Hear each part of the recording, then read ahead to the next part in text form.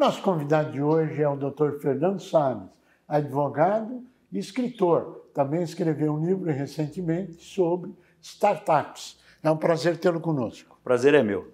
Bom, vamos falar um pouquinho das startups para depois falar do Código Civil. Perfeito. Então, nos conta um pouquinho o que é uma startup, o que a caracteriza e qual o rumo. Então, startups é um nome que se deu para essas empresas de tecnologia iniciantes, né? Então, a gente tem os exemplos tradicionais do Yahoo, começou assim, o Google, né? E deram a essas empresas o nome de startups. A gente não tinha uma regulamentação sobre isso até 2021, né, aqui no Brasil. E agora nós temos. E o que mudou? O importante, né? Essas empresas, essas startups são empresas iniciantes. Normalmente, quem inicia não tem dinheiro, né? E ela precisa de alguém para aportar recursos nisso.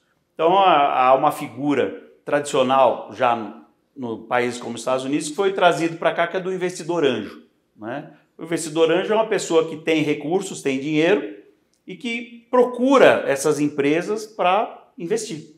O problema que a gente tinha é que muitas vezes esse investidor era confundido como um sócio da empresa e a justiça muitas vezes colocava para ele a responsabilidade por eventuais dívidas dessa empresa. Agora, com essa lei, a gente tem a garantia, o reconhecimento de que o investidor anjo não é participante da empresa, ele não é sócio da empresa.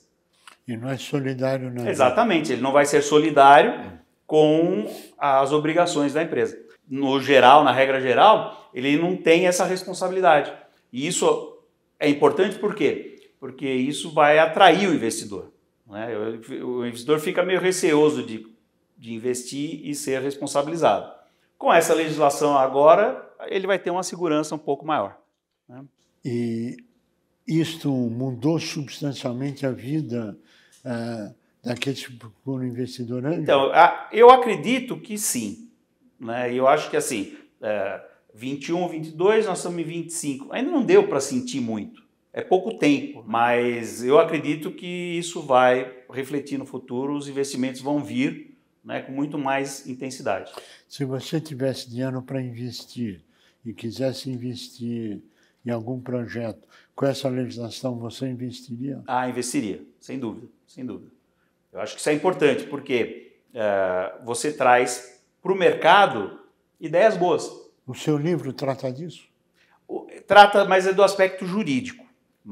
Então, assim, eu não foquei no mercado, eu foquei na lei, explicando como é que funciona, como é que você pode fazer para montar a sua startup e como você pode fazer para ser um investidor anjo. Bom, agora vamos falar um pouquinho do Código Civil. Vamos. Não é? Muito está se falando sobre o Código Civil nesse momento. Sim. O que já mudou e o que é projeto de lei? Há uma intenção de mudar significativamente o Código Civil. Tanto há essa intenção que já existe um projeto de lei no Congresso Nacional, está tramitando, com vistas a essa mudança radical. Sim. Mas o que já mudou? Por enquanto, a única mudança significativa que a gente teve, desde que se começou a falar nisso, diz respeito ao contrato de seguro. E o que mudou? O contrato de seguro estava todo regulado no Código Civil. Toda essa parte foi revogada e fizeram uma lei específica só sobre o contrato de seguro. Então não há mais nada no Código Civil. Tiraram do Código Civil, vamos colocar assim. E fizeram uma lei específica. É melhor ou pior? Eu entendo que é melhor. Sempre que você tem uma lei que é específica para um determinado segmento, isso é melhor. Isso foi sancionado quando? Final do ano passado, ele vai entrar em vigor no final desse ano. Ele tem 1 ano de vacância, a lei fica 1 ano em suspenso, para que todo mundo possa se adaptar, né? Então, as seguradoras, o mercado, todo mundo tem que se adaptar às novas regras. Então, dezembro desse ano vai entrar em vigor. Por enquanto, ainda está valendo o Código Civil com relação a isso. Sim. Tá? Os contratos, se eu for fazer um contrato de seguro para o meu carro, para o meu automóvel, ainda vai ser com as regras do Código Civil, porque elas ainda estão em vigor. A partir de dezembro, não estarão mais, e aí vai passar a se aplicar essa lei nova. Dezembro de 2025. A grosso modo, vou dizer, não que assim revolucionou o contrato de seguro. A maior parte do que a gente já tinha no Código Civil foi preservado. Mas, por exemplo, seguro de vida.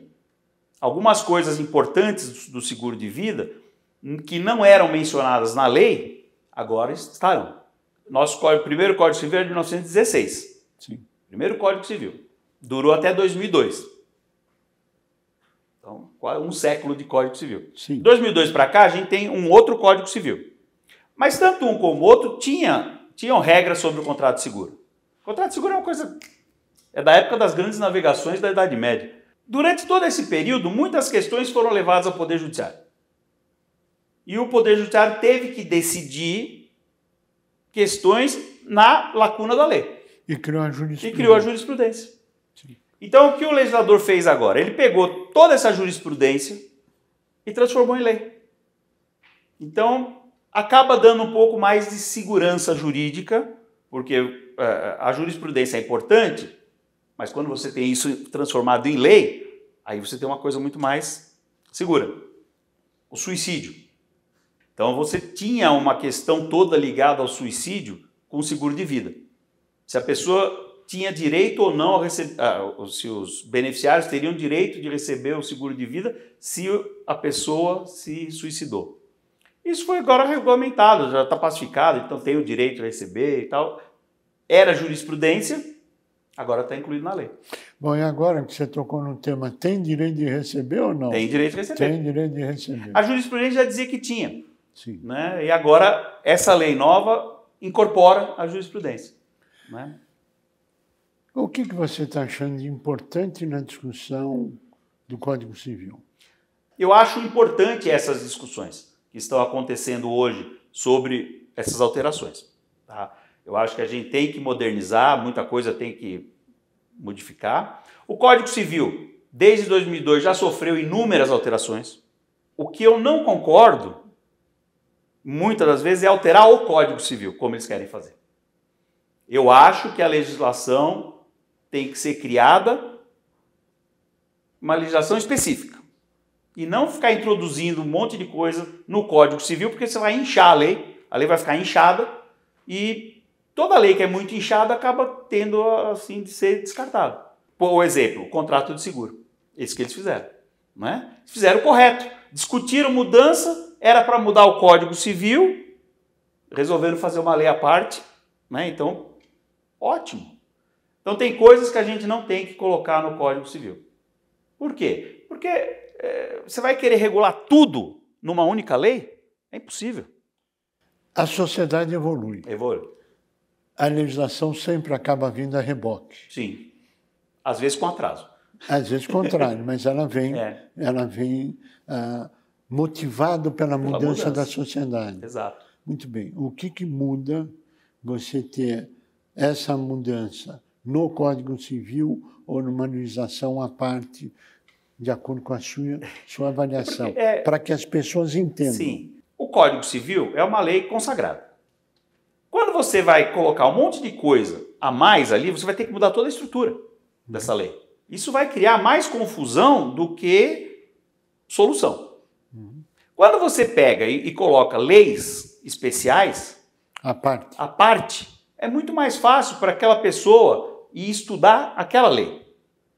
Porque você não precisou mexer na estrutura do Código Civil. Sabe, é muito complicado assim, as pessoas entenderem, assim, mas numa faculdade de Direito, você passa 5 anos estudando Código Civil. Nós chegamos ao final do nosso tempo e eu pediria tua última frase, por favor. Mudanças são bem-vindas. No direito, principalmente. São bem-vindas. São bem-vindas. Fernando Salles, nós queremos agradecer a sua participação, ao conhecimento acumulado e transmitido e o debate que virá, claro, em função de tudo isso. E a evolução da sociedade, esperamos que seja perene por séculos e séculos. A você que esteve conosco, nosso mais profundo agradecimento, com a certeza que estaremos juntos na semana que vem. Até lá.